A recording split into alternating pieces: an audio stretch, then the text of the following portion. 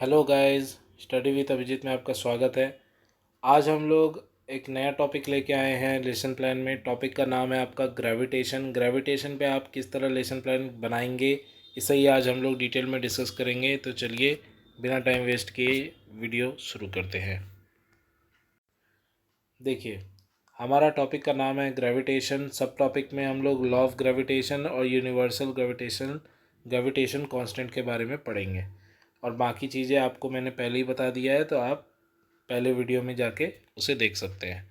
General objective same रहेगा हमारा, जो कि हम लोग बाकी जितने भी फिजिकल साइंस के जनरल ऑब्जेक्टिव पढ़ते आ रहे हैं, ये भी वैसा ही रहने वाला है।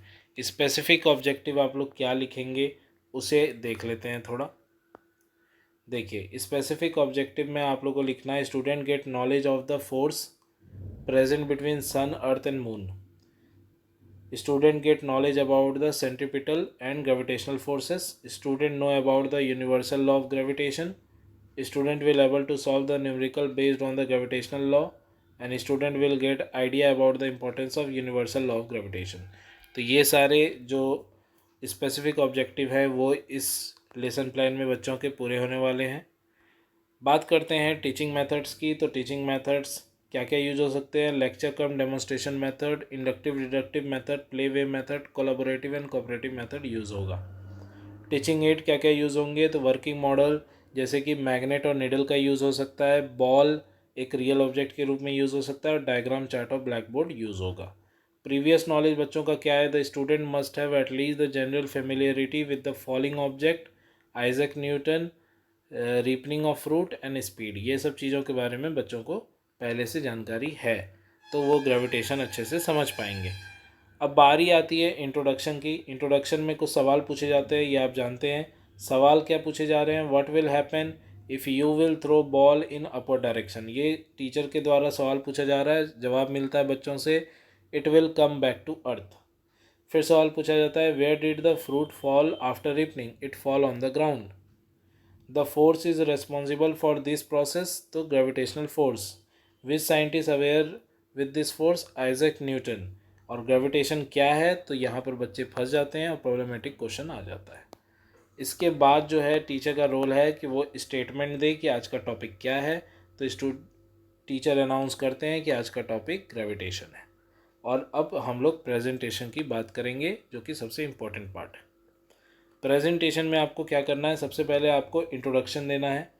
इंट्रोडक्शन में आप बताएंगे we know that moon goes around the earth, an object when throw upward reaches a certain height and then fall backward. जैसा हम जानते हैं कोई भी चीज़ को ऊपर फेंका जाए तो वो नीचे आता है because of the gravity. When Newton was sitting under the tree an apple fell on him, after that he thought if the earth can attract an apple, can it not attract the moon? He conjunct that the same type of force is responsible in both the cases। यानी उन्होंने last में conclude किया कि दोनों जगह same force लग रहा है। तो स्टूडेंट ट्राई करेंगे चीज़ों को समझने का, और आप ऐसे फ़ोटो बना के दिखा सकते हैं कि ये अर्थ है, अर्थ के ऊपर एक ट्री है, ट्री में जो भी फ्रूट्स लगे हैं वो नीचे की तरफ ग्रेविटी की वजह से खींचे चले आ रहे हैं। इसके बाद आता है जो नेक्स्ट पॉइंट, वो हम लोग बात करेंगे ग्रेविटेशनल फोर्स के बारे में। अब अभी तक हम लोग सिर्फ उसके बारे में ग्रेविटी के बारे में जान रहे थे, अब ग्रेविटेशनल फोर्स के बारे में जानेंगे। तो ग्रेविटेशनल फोर्स में आपको क्या लिखना है? देखिए, जूम कर दे रहा हूँ, अच्छे से आपको दिख जाएगा। The motion of the moon around the earth is due to the centripetal force. The centripetal force is provided by the force of attraction of the earth. If there was no such force, the moon will pursue a uniform straight line motion. From the above fact, the Newton concluded that not only does the earth attract an apple and the moon, but also all objects in the universe attract each other. And this force is known as attractive force. Object is called gravitational force.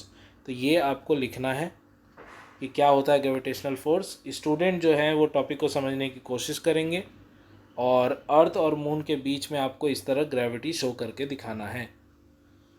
ये हो गया आपका। Next point आपका आएगा universal law of gravitation. यानी क्या है universal law of gravitation? यहाँ पर आपको कुछ डेरिवेशन करके दिखाने होंगे। देखिए, सबसे पहले समझ लीजिए, आपको ब्लैक बोर्ड में क्या एक्टिविटी करना होगा, ब्लैक बोर्ड में आप करेंगे इस तरह, आप एक बड़ा ऑब्जेक्ट बनाएंगे, ये मान लीजिए अर्थ है आपका, और ये छोटा ऑब्जेक्ट बनाएंगे, ये मान लीजिए मून है आपका, या फिर आप इसे ए या बी भी पकड़ सकते हैं।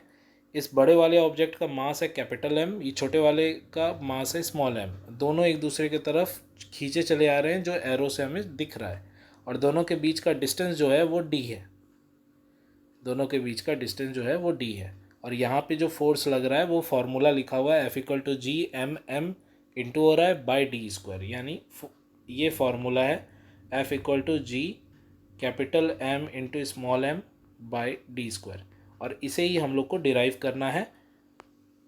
तो हम लोग अब देख लेते हैं कि हमें लिखना क्या है। Every object in the universe attract every other object with a force which is directly proportional to the product of their masses and inversely proportional to the square of the distance between them. तो बताना होगा कि force जो है वो किसी भी object के मास से डायरेक्टली प्रोपोर्शनल है, तो वो बड़े ऑब्जेक्ट और छोटे ऑब्जेक्ट दोनों से फोर्स डायरेक्टली प्रोपोर्शनल है, और दोनों के बीच का डिस्टेंस के स्क्वायर से वो इन्वर्सली प्रोपोर्शनल है।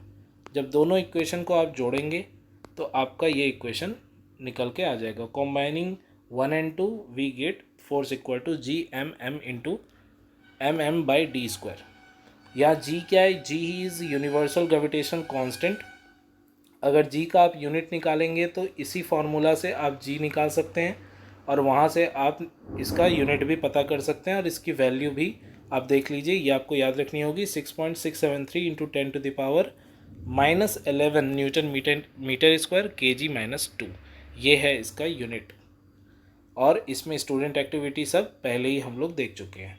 ये हो गया इसका पार्ट। अब आप लोग सवाल पूछ सकते हैं रिकैपिचुलेशंस में कि what force attract object toward the earth, state the universal law of gravitation, write the formula to find the magnitude of gravitational force between the earth and an object on the surface of the earth, and if the moon attract the earth what does the earth does not move toward the moon। तो ये सारे question पूछ सकते हैं, assignment home assignment दे सकते हैं इन सारे सवालों के साथ। 4 सवाल यहाँ लिखे हैं। What does the force of gravitation between two object changes when the distance between them is reduce to half. तो ऐसे ऐसे सवाल पूछे जा सकते हैं यहाँ। और भी 2-3 न्यूमेरिकल्स हैं, ये सब भी आप देख लीजिएगा अच्छे से, ये सारे क्वेश्चन आप पूछ सकते हैं। लास्ट में आपको साइन ऑफ सुपरवाइज़र यहाँ करना है, और साइन ऑफ पीपल टीचर ये आपको छोड़ देना है, ये आपको अपना साइन यहाँ पर कर देना है। तो ये था आज का वीडियो। अगर आपको वीडियो पसंद आया है तो प्लीज़ वीडियो को लाइक करें। Thank you for watching. मिलते हैं अगले वीडियो में, तब तक के लिए ऐसे ही देखते रहिए स्टडी विद अभिजीत।